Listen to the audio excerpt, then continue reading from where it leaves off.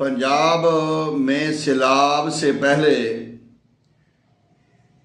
کے پی کے میں خیبر پختونخوان میں بنیر میں جو بادلوں والا معاملہ ہوا، جو نقصان ہوا، اس پر کافی لوگوں کی رائے اور اظہار یہ تھا کہ بنیر کے پی کے پشاور کے لوگ گناہگار ہیں، وہ گناہ کرتے ہیں، اس لیے ان کے اوپر اللہ کا عذاب آیا ہے۔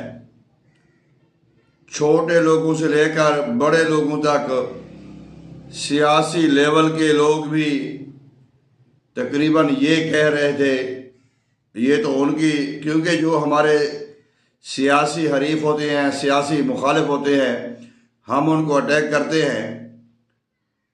کچھ دن ہی گزرے تھے، رات کی تاریکی میں، دن کے اجالے میں پنجاب میں بھی سیلاب امڑ آیا۔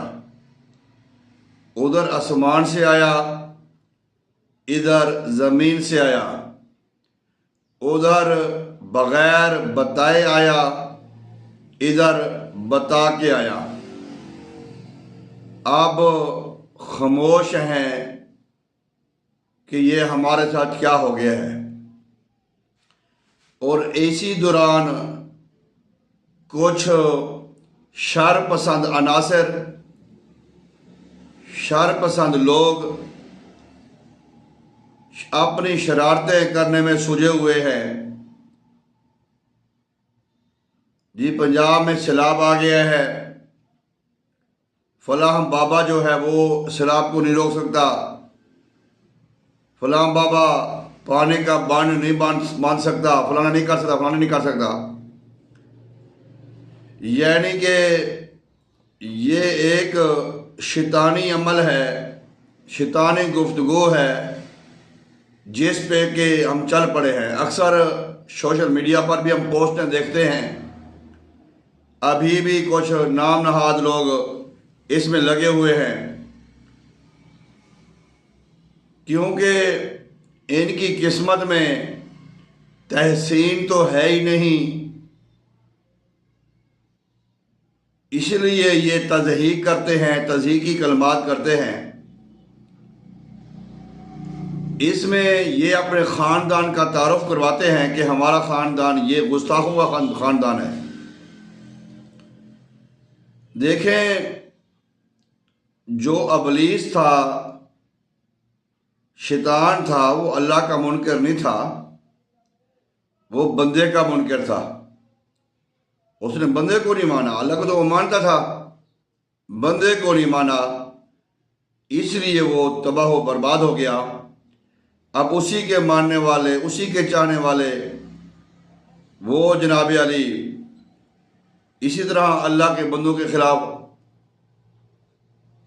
غلط اور نازیبہ الفاظ استعمال کرتے ہیں،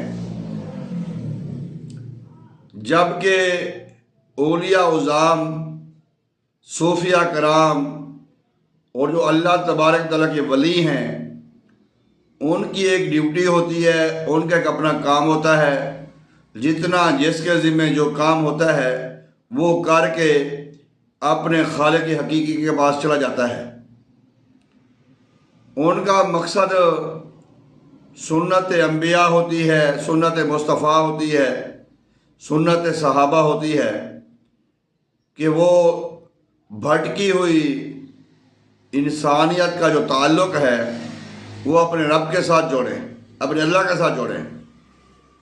اور ایسے بے شمار مثالیں ہیں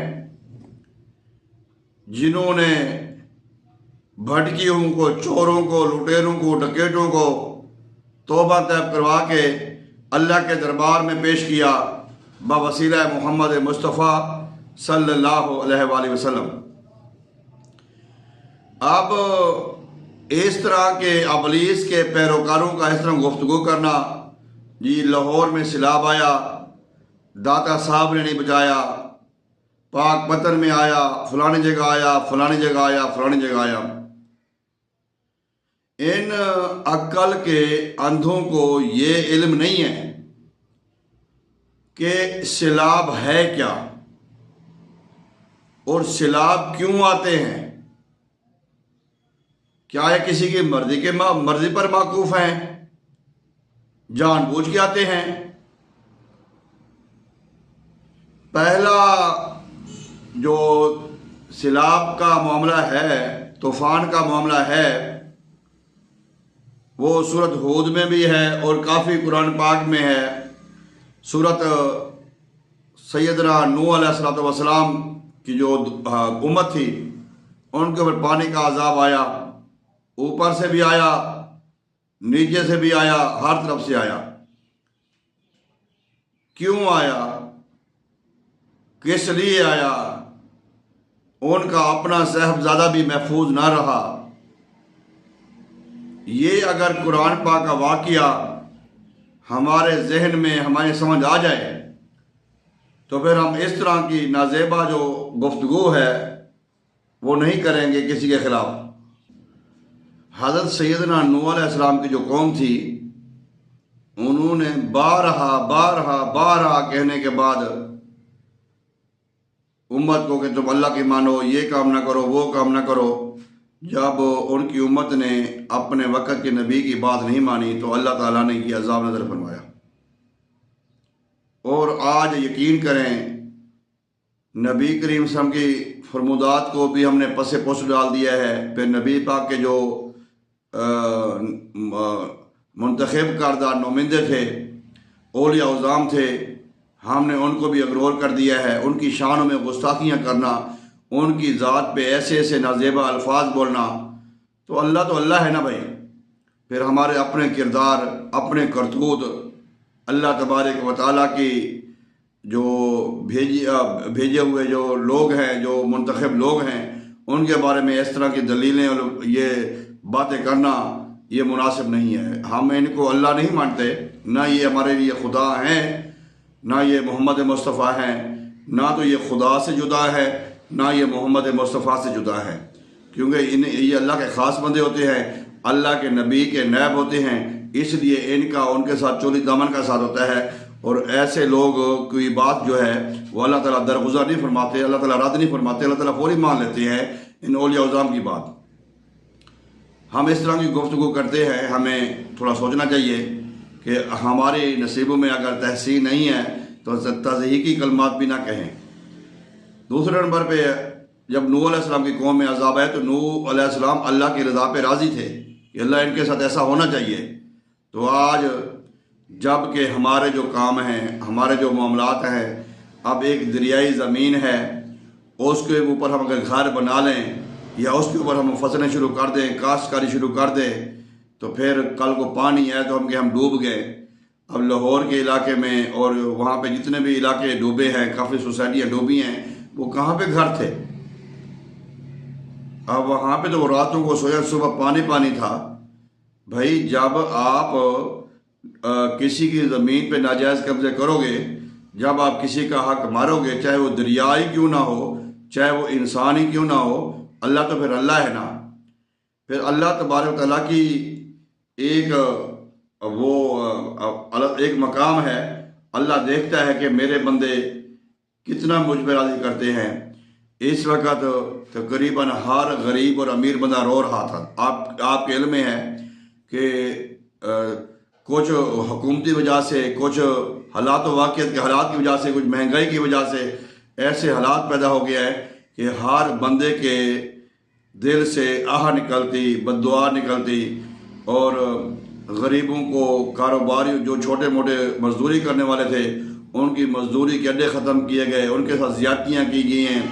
تو جب ہر طرف سے آہ نکلتی ہے، جب ہر طرف سے فریاد نکلتی ہے، جب ہر طرف سے رونے کی آواز آتی ہے، پھر اللہ کو رحم آتا ہے. اللہ پھر ان کو آزمائشوں میں ڈالتا ہے. آج دیکھیں نا، جو مشینری انسانوں کے کاروباروں کو اٹھانے کے چکر میں ریڑیاں، کھوکھے، ٹھابے اٹھا رہی تھی، آج وہی مشینری سیلاب میں لگی ہوئی ہے. اللہ دکھاتا ہے نا بھائی. تو اس وقت جو ہمارے بھائی اولیاء اعظام کی شان میں گستاخی کر رہے ہیں، آپ وہ ہمارے کسی دوست نے صحیح کہا تھا کہ نبی پاک کی ولادت پہ خوشیاں ہم مناتے ہیں، کرنٹ کسی اور کو لگتا ہے، لائٹیں ہم لگاتے ہیں، مرچی ہم لگاتے ہیں تو کرنٹ کسی اور کو پڑتا ہے۔ تو یہ حسد بغض کی آگ سے اب باہر آئیں، یہ ابلیس کا عمل ہے، اللہ کے بندے کو نہ ماننا۔ شیطان اللہ کا منکر نہیں تھا، اللہ کے بندے کا منکر تھا، اور اس لیے وہ مردود ہوا۔ تو آج یہ جو لوگ مردود ہو گئے ہیں، جو گستاخ ہو گئے ہیں، جتنا یہ کہتے ہیں اتنا الحمدللہ ہمارا عقیدہ نہیں ہے۔ ہم اللہ کو اللہ کا مقام دیتے ہیں، محمد کو صلی اللہ علیہ وسلم کو محمد کا مقام دیتے ہیں، صحابہ کو صحابہ کا مقام ہے، اہل بیت کو اہل بیت کا مقام ہے، تابعین کو تبع تابعین کا مقام ہے۔ ایسی بات بالکل نہیں ہے کہ ہم اوپر نیچے کریں، ہم کون ہیں؟ لیکن ہمیں اگر کوئی یہ اکثر ہم نے دیکھا ہے، مرزا محمد علی انجینئر جو ہے، اس کے ایسی انہوں نے ٹریننگ کی ہے جہلوں کی، اور ایسے ان کو خبیث قسم کی نسل تیار کی ہے، عقل کے اندھے تیار کیے ہیں کہ اگر یہ جو مرزا جیلمی جو حدیث پاک بیان کرے وہ ٹھیک ہے، اگر یہی حدیث یہی قرآن اگر کسی مزار پہ ہم جا کے سنتے ہیں تو وہ غلط ہے۔ اللہ تعالیٰ ان کو ہدایت دے۔ السلام علیکم ورحمۃ اللہ۔